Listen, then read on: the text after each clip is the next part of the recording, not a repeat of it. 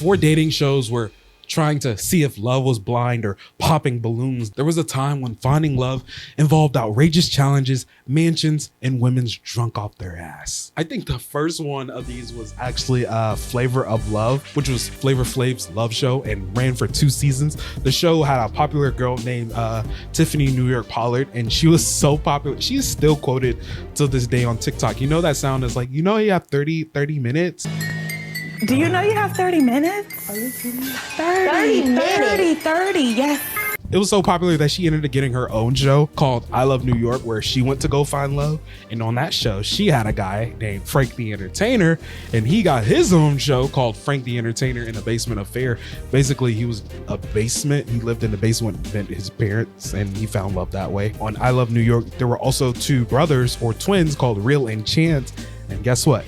They got their own spinoff, Real Chance of Love. Bro, they were really milking these love shows as much as possible. If anyone had an opportunity to redeem themselves or get a spinoff or do whatever they could, it was like a casting director's wet dream. They would do whatever they could to get someone on another show. This was like prime VH1 at this time. There was also Tila Tequila's Double Shot at Love, where she was dating both guys and girls. There was Bret Michaels, a member of the rock band group Poison. He had his own show called Rock of Love, and I think his show was probably the wildest. I could be wrong. I mean, these girls were like flashing him every 3 seconds, and Brett kept talking about how he was having a hard time being near all the women because all the hormones and stuff. When I looked at Tiffany, there was part of her that said, just make love to me right now. Oh yeah, that's good. And then there was a part of her that said, I'm on a lot of chemicals right now. Rock of Love had a contestant called Daisy, and she ended up getting her own spinoff called Daisy of Love.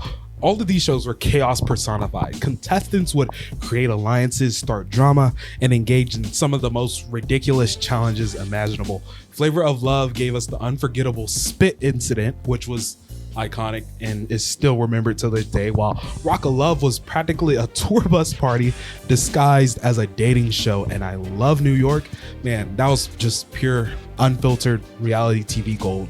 VH1 was cooking. New York knew how to bring the drama, and she did it effortlessly.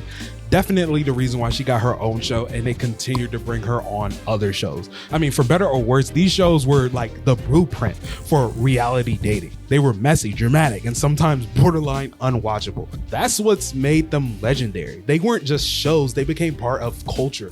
I mean, after all these shows, they made even more spin-offs